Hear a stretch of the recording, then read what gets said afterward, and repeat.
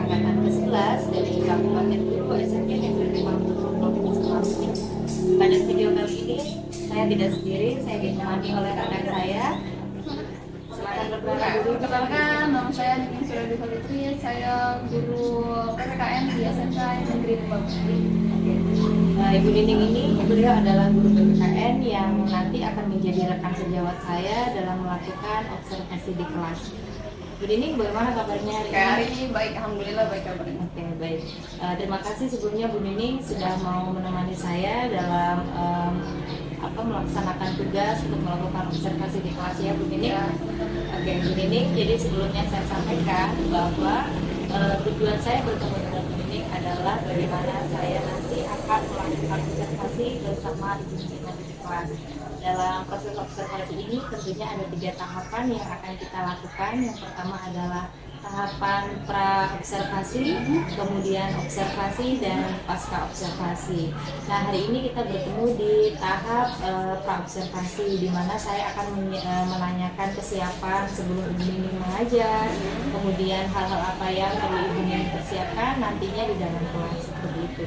Oke Bu Nining, yang pertama yang ingin saya tanyakan, Bu Nining rencananya mau mengajar di kelas berapa ya Bu?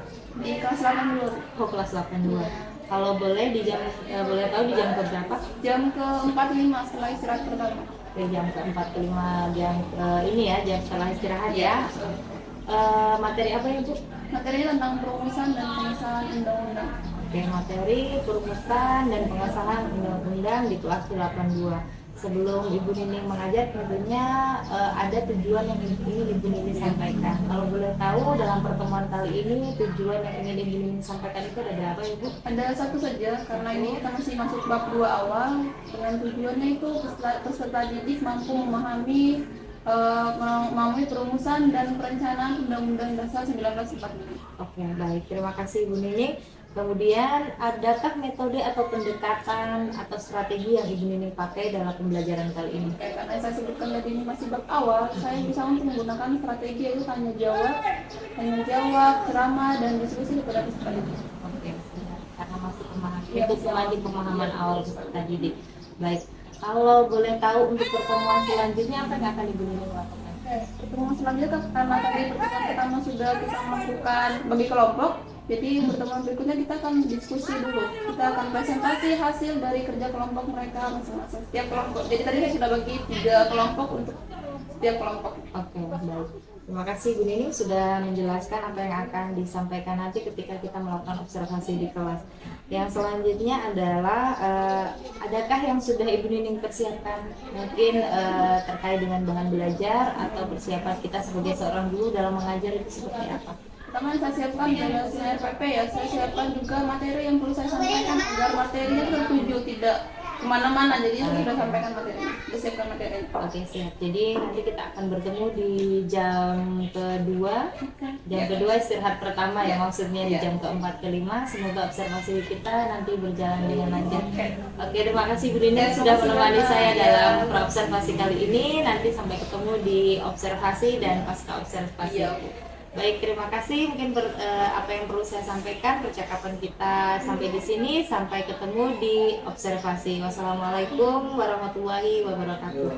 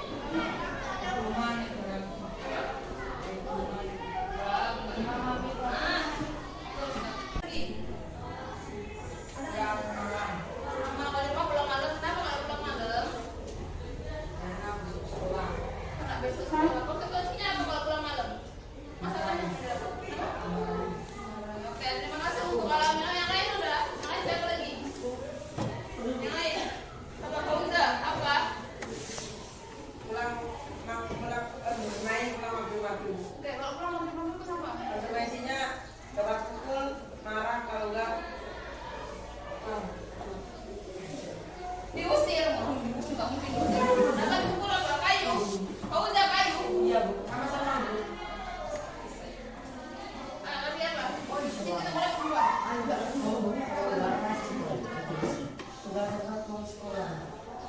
nggak ngaji, oh nggak ada tuan jajan. Nggak kena marah tapi. Oke, yang perempuan apa? Gila, masing-masing punya konsekuensi masing-masing dan aturannya beda-beda. Yang lain perempuan punya apa ya? Nggak bayar pajak. Nggak bayar pajak? Apa sih? Apa maksudnya? Oh, berarti yang rumah. Nah, aturan apa? Yang di rumah aja deh, yang di rumah. Di rumah bu. Aturannya gimana? Apa? Bersih-bersih rumah. Kalau nggak bersih-bersih rumah ya marah ya. Apalagi sekarang mama bapak lagi pergi. Nah, tambah nyamuk tidak bisa. Lendi apa Lendi? Lendi apa? Aturannya apa? Kelas 30. Oke, kalau ribut kenapa? Kalau ribut kenapa? Marah ya. Kalau kalian ribut itu kelas sebelah 83 dan 81 sana terganggu dengan suara ribut kalian karena kalian berada di kelas tengah. Oke, sama dengan rumah, masing-masing rumah itu punya aturan yang nggak sama. Masing-masing rumah punya aturan yang berbeda dan konsekuensi yang berbeda. Misalnya tadi ada yang kalau misalnya dia pulang malam ada yang kena marah, ada juga yang kalau tidak ngaji misalnya dia akan tidak dikasih uang jajan. Itu beda. Masing-masing aturan sama dengan negara. Negara Indonesia punya aturan yang berbeda dengan negara Amerika misalnya. Negara Amerika memiliki aturan bahwa setiap negara itu tidak memiliki agama. Mereka dikasih kebebasan untuk hal itu. Akan tetapi kalau Indonesia negara kita adalah negara yang harus beragama, memiliki kepercayaan akan ada siapa? Tuhan. Negara lain tidak begitu. Sudah. Oke, kita masuk dengan konstitusi, pengertian konstitusi. Konstitusi tadi apa?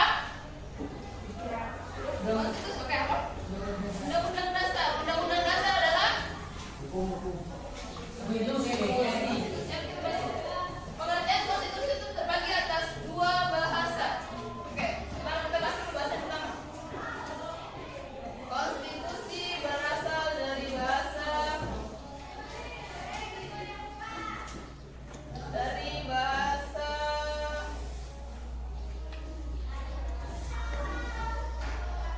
Belanda. Konstitusie. Kemudian kedua berasal dari bahasa Inggris.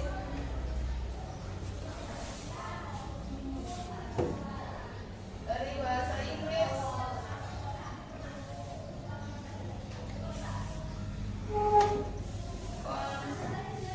Constitution. Dari kedua bahasa ini ada yang pernah artinya apa? Atau sudah ada yang pernah buka buku cari tahu tentang materi hari ini? Ada yang tahu? Tidak ada. Oke. Yang berarti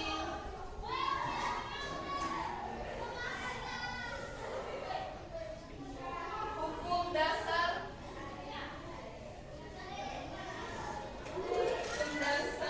atau undang dasar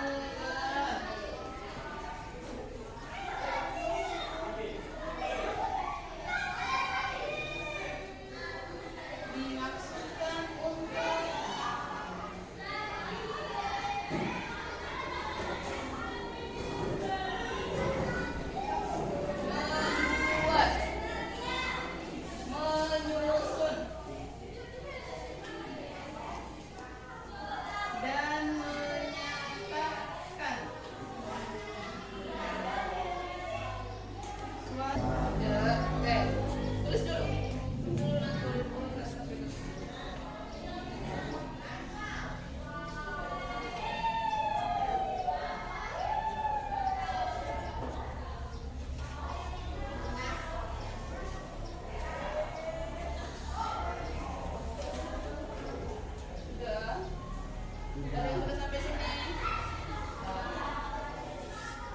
Sudah. Yang lain sudah? Oke. Mari kita bahas berikutnya.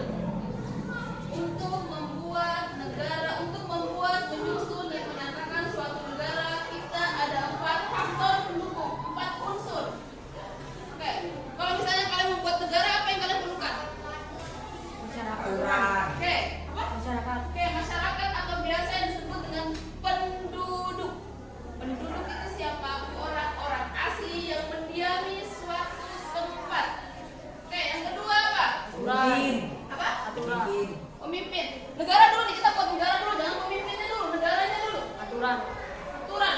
Negaranya belum dibuat, bagaimana aturannya bisa dibuat? Dasar. Apa? Dasar. Negara.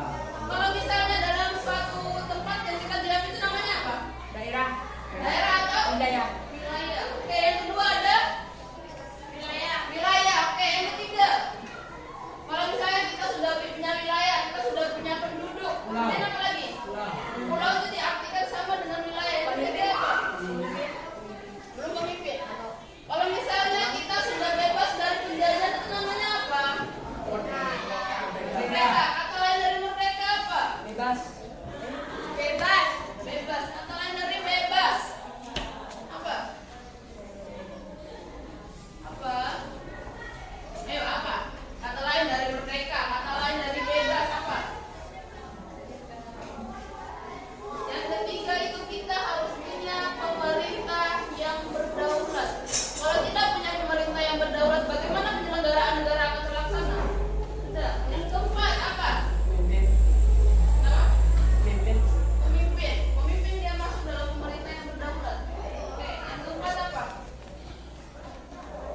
Negara lain itu, negara-negara yang masuk dalam negara-negara perangan itu mereka belum merdeka karena apa? Salah satunya selain perang. Oke, selain penjajahan apa? Apa yuk? Selain penjajahan apa? Mereka ini udah dijajah, mereka ini berperang. Terus apa lagi? Perang terus? Perang enggak? Diperbudak biasa. Pernah kalian baca nggak? Unsur dari penjajahan negara. Aku baca sendiri. Yang pertama tadi apa? Rakyat. Rakyat atau penduduk? Oke.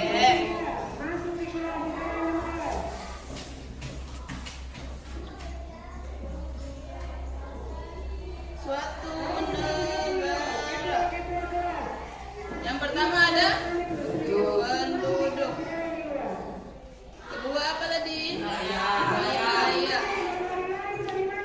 Ketiga pemerintah yang Berdaulat. Pemerintah yang berdaulat. 4. Empat.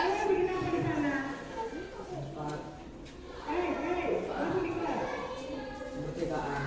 Kemerdekaan. 4 apa? Merdeka. Keempat adalah kemerdekaan, pemimpin, presiden, menteri, semua itu masuk di sini. Oke. Yang keempat adalah pengakuan dari siapa? Dari rakyat. Negara-negara. Penduduk. Betul sekali. Betul sekali. Pengakuan dari negara lain. Ini hal penting dari terbentuknya suatu negara. Tidak ada pengakuan dari negara lain dengan jumlah tertentu terhadap mereka. Walaupun itu bukan unsur utama, tapi itu salah satu unsur penting. Selain wilayah, penduduk, pemerintah yang berdaulat. Sudah. Kalau yang ini masih terfokus khusus. Kalau yang ini itu pentingnya. Kalau kita tidak punya negara, kita tidak punya wilayah, terus negara apa yang mau kita akui sebagai negara kita? Kalau misalnya kayak gini, kalau kalian di kelas ini, kalian tidak punya wilayah kelas misalnya, nggak mungkin kan kalian mengakui kelas 81 dan 83 sebagai wilayah kalian. Tidak bisa. Kalian harus punya wilayah sendiri untuk kalian berkuasa, untuk kalian melakukan penyelenggaraan apapun di dalamnya. Oke, berikutnya. Sampai sini paham? Ada yang mau ditanyakan? Tidak? Tidak. Oke, tulis dulu. Itu kalian tulis dulu.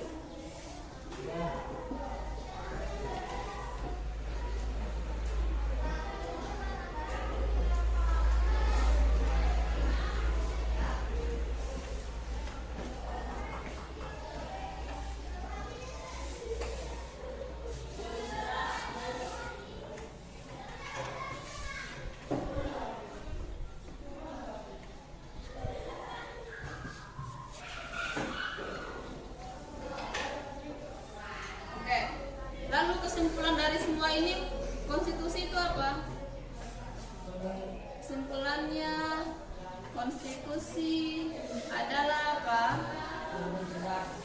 Adalah oke, undang-undang dasar atau apa?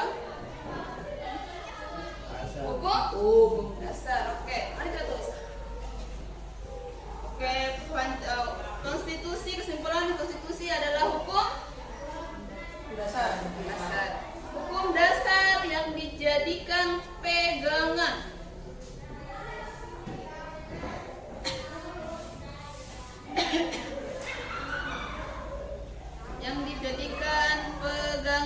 dalam penyelenggaraan negara.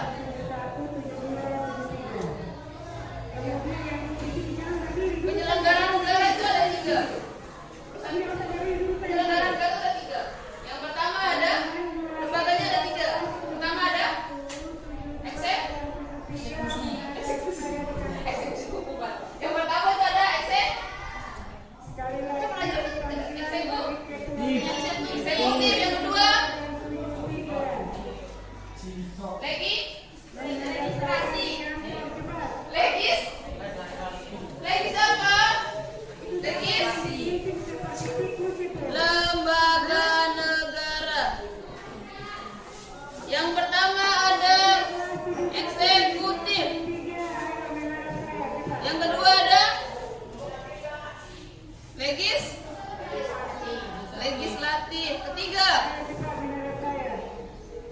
Ketiga ada apa?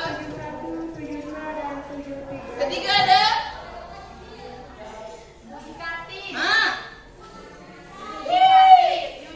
saya sudah kasih deh. Yudikatif. Oke. Eksekutif adalah lembaga penyelenggaraan undang-undang. Yang kedua, legislatif adalah pembuat undang-undang. DPR itu membuat undang-undang. Rancangannya dia sampaikan ke presiden, nanti presiden menyetujui atau tidak. Itu DPR. Yang ketiga adalah lembaga peradilan. Yang di dalam itu isi jaksa, MK, KY, Mahkamah Agung, Mahkamah Konstitusi, dan yudisial. Eksekutif itu ada presiden, wakil presiden, dan siapa? Yang kemarin baru dipilih itu, yang Pak Prabowo. Yang baru dipilih itu apa? Yang kemarin, yang baru Presiden. namanya banyak-banyak itu, DPR. Yang namanya banyak-banyak pembantu presiden apa namanya? Menteri mana? Hah? Para menteri. Wah, itu saja mikir. Menteri. Para menteri. Oke, yang berikutnya legislatif ada siapa? Yang kemarin kita baru pemilihan bulan apa tuh? Juli ya? Juli kalau nggak salah. Oke, siapa aja? DPR. MPR, kemudian DPR. kemudian siapa lagi? DP, PDI itu partai. Partai adalah mereka tuh partai politik. Bantu saja, mereka tidak dalam lembaga negara. Ada siapa? DPI. DPRD. DPD, kemudian ada, mari saya tanya, MPRD. MPR itu apa? Kebanyakan MPR apa? Majelis Perwakilan Rakyat. Majelis bukan perwakilan. Majelis Permusyawaratan. Oke, betul. Permusyawaratan siapa? Rakyat. DPD. Dewan Perwakilan Rakyat. DPR. DPD apa? Dewan Perwakilan Daerah. Oke, DPD. Dewan. Ganti dia apa? Dewan Perwakilan Dunia. Dia adalah kira, meninggal sudah itu. DPD apa? Dewan Perwakilan Desa. Daerah. Ibu. Ya, oke, sudah aja, oke. Yang ke DPRD apa? Dewan Perwakilan Rakyat dan Daerah. Rakyat desa. iya. MK apa? MK itu Mahkamah Konstitusi. Yang ada dalam itu ada jaksa dan penuntut umum. Semua itu dia masuk dalam MK. Dia nanti itu yang menjadi lembaga peradilan di mana undang-undang atau Pancasila tidak dilaksanakan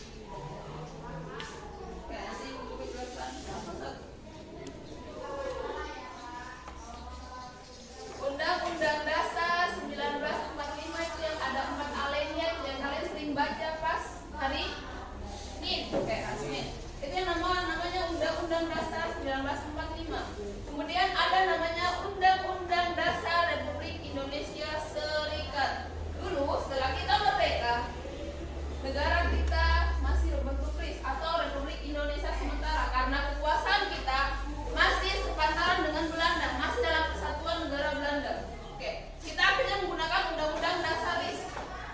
Kemudian ada namanya Undang-Undang Dasar Sementara. Undang-Undang Dasar Sementara adalah undang-undang di saat kita keluar dari negara Persatuan Belanda. Dulu kan kita masih masuk Belanda tuh, mana dijajah Belanda, kita masuk dalam pemerintahnya Belanda. Kemudian kita menggunakan Undang-Undang Dasar Sementara setelah kita keluar dari masa penjajahan Belanda, dan akhirnya keluarlah dari presiden yang mengembalikan kita kembali ke mana? Amandemen. Amandemen undang-undang apa? 1945. Awalnya kita masih menggunakan sementara, kemudian setelah itu kita kembali ke Undang-Undang Dasar Amandemen 1945. Yang ada berapa isi? Ada berapa pembukaan ada? 4. Ada 4. Pembukaan 4. Kemudian ada 21 bab. Ada 74 pasal. Dan kemudian ada 193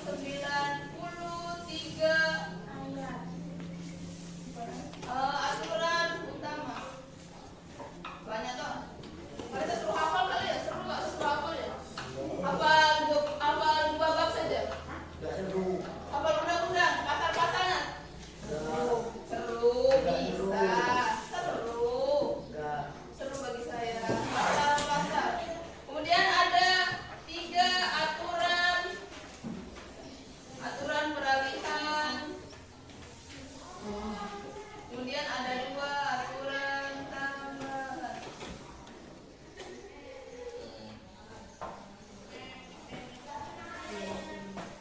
Oke, sebelum di amandemen, undang-undang kita itu terdiri dari pembukaan, ada batang tubuh, dan ada penjelasan.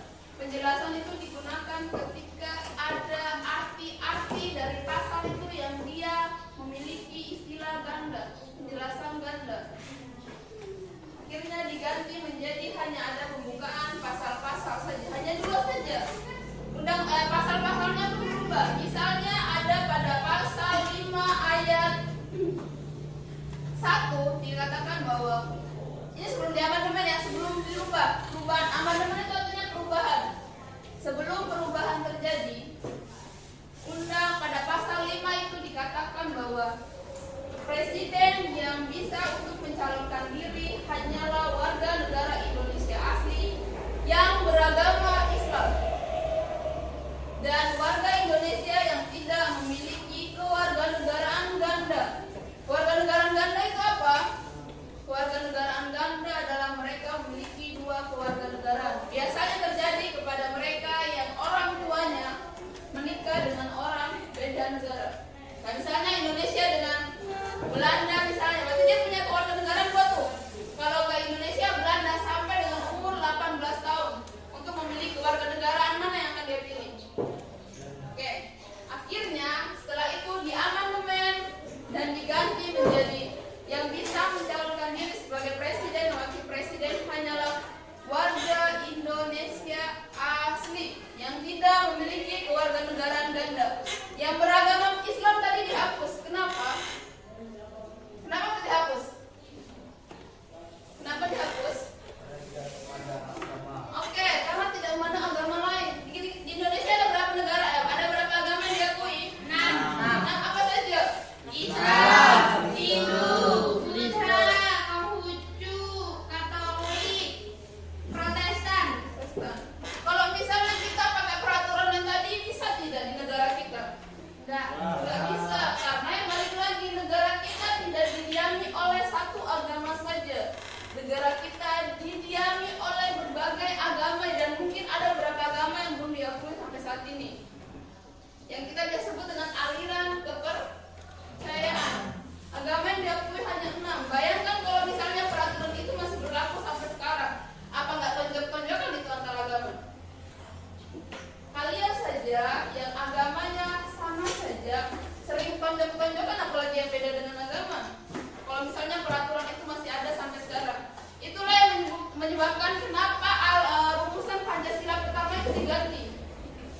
diganti pada Piagam Jakarta. Masih ingat materi kelas 7?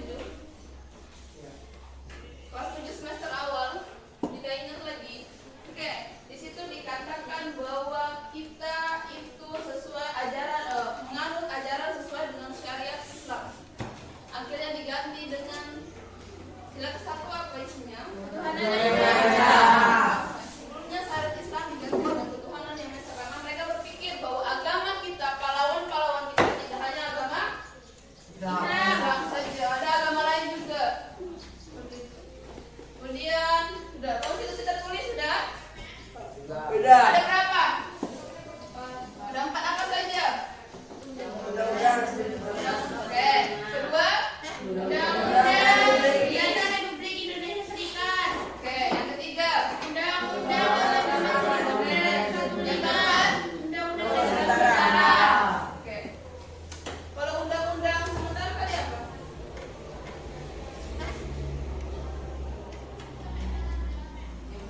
Undang-undang sementara apa? Undang-undang dasar sementara adalah undang-undang yang digunakan ketika pemerintahan kita terlepas dari Belanda pada tahun 17 Agustus 1950 sampai dengan 5 Juli 1959 setelah dekret presiden disebutkan. Sudah tahun berapa tadi? Mari kita tulis saja. 1917 08 19 50 sampai dengan 7 Juli 5 Juli 1959. Oke, setelah dekret presiden dikeluarkan baru kita kembali ke Undang-Undang Dasar 1945. Sebelumnya masih pakai sementara.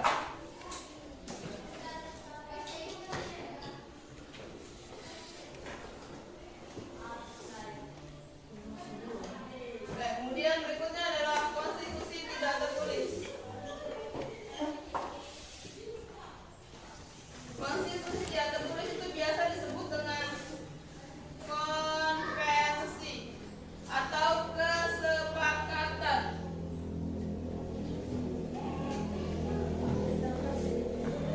Oke, konstitusi tidak tertulis yang pertama ada namanya pidato presiden. Pidato presiden pada 16 Agustus pada sidang DPR. Jadi sebelum kita 17 Agustus, sebelum kita merayakan Hari Ulang Tahun Negara itu, sejak tanggal 16 Agustus, Pak Presiden kita sering mengadakan yang namanya pidato presiden di depan sidang paripurna DPR. Jadi di depan para anggota-anggota DPR, ketua dia melakukan pidato. Itu agenda setiap tahun seperti itu. Kemudian yang kedua ada istiadat.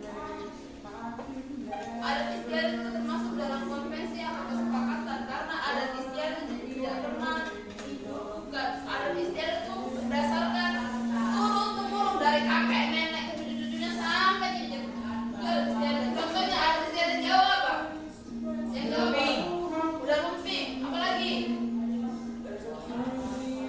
Kalau di luar namanya besek. Itu loh yang kayak misalnya orang misalnya dikasih. Oh, bukan. Ada lagi apa? Yang lain? Sajen. Sajen. Oh, tunjukan. Namanya tunjukan. Tunjukan. Ya, Bu. Apa berarti tunjukan sama selamatan itu? Beda, Bu. Kalau tunjukan apa? Enggak juga. Kalau selamatan?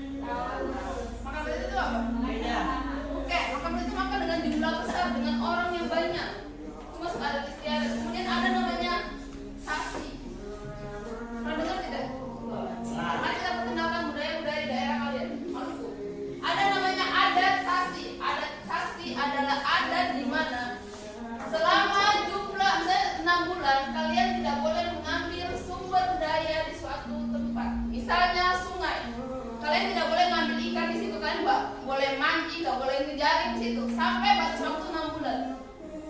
Sudah. Nanti setelah 6 bulan batas waktu sudah selesai, baru kalian pergi ke sana untuk menangkap ikan beramai-ramai. Fungsinya buat apa? Fungsinya untuk menjaga kelestarian suatu ekosistem biar dia itu nggak habis. Iya, itu nggak hanya di sungai ada, di laut juga ada, di kebun juga ada, di hutan juga ada. Kalau kalian melanggarnya, nanti kalian dikasih adat, hukuman adat juga, yang namanya hukuman adat kuning. Makan kuning namanya. Jadi kalau kalian dikasih kayak semacam ramuan, pasti disuruh minum. Itu kalau kalian melanggar. Tapi biasanya setelah ibu dengar-dengar itu nggak pernah ada yang melanggar. Efeknya ya udah hilang, meninggal. Makanya itu tidak boleh melanggar adat itu. Itu namanya adaptasi. Tapi di beberapa daerah sekarang masih dilakukan di Maluku, di Ambon sana. Tapi kalau di daerah Pulau Buru kan dia punya adat sendiri. Ada yang tahu adat Pulau Buru apa? Udin?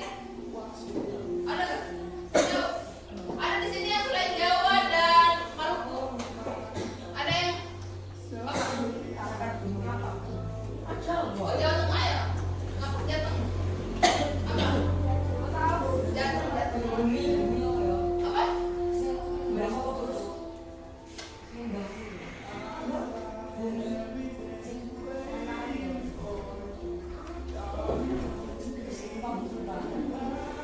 Enggak, dia tahu tapi dia lupa. Itu apa? Dia punya istilahnya sendiri tapi dia lupa istilahnya. Oke. Yang lain ada lagi? Ada tiada ada lagi nggak?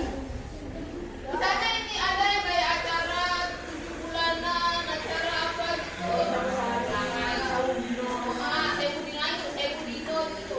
Itu kan dia masuk adat istiadat. Sebenarnya itu dia nggak dibukukan, dia nggak ada pembukuannya. Akan tetapi sudah dilakukan secara turun temurun dari kakek nenek kalian.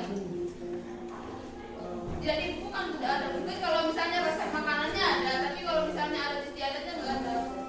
Jadi nanti dikasih tahu sama kakek nenek, oh ini adat istiadatnya kayak gini. Ya. Ini yang dimaksud dengan ini. Dia masuk ke dalam konvensi atau hukum dasar tidak tertulis. Sudah, sampai sini ada yang ditanyakan?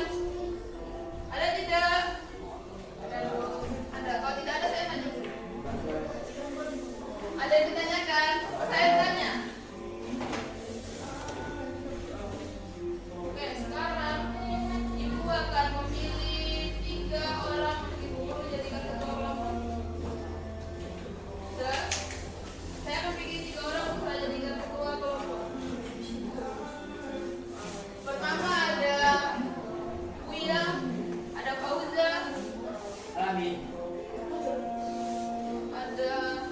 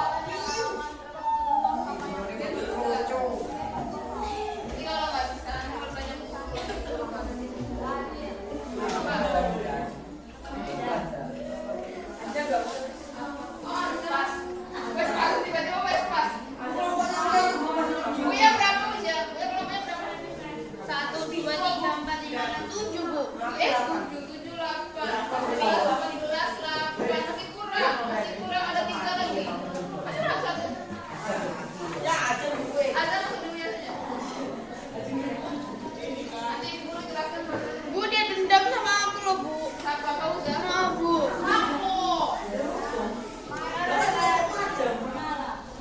Ya, Bu, ya aku loh, Bu. Kalau mau apa aja, Bu. Ada lagi siapa? Yang belum dapat kelompok katanya. Kan kita sudah ya itu. Kita sudah masuk. Sudah. Tiga saja masuk lagi siapa aja?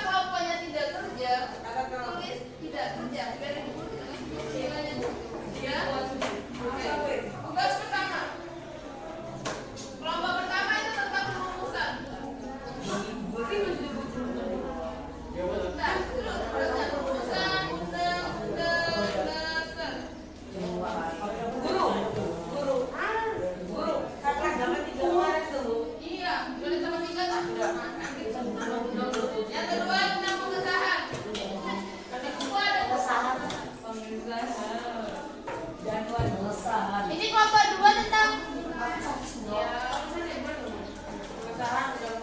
pengesahan undang-undang itu tanggal berapa? 18. Ada sidang PP TAI tanggal 18 Agustus. Materi kelas 7 itu toh, jangan pernah bilang dari otak itu materi kelas 7. Kalian itu di kelas 8 itu cuma mengulangi materi kelas 7 saja, cuma ditambah, dikembangkan saja. Nanti di kelas 9 pun saya akan mengulangi kembali materi kelas 8 dan kelas 7. Itu terus. Kelompok 3 tentang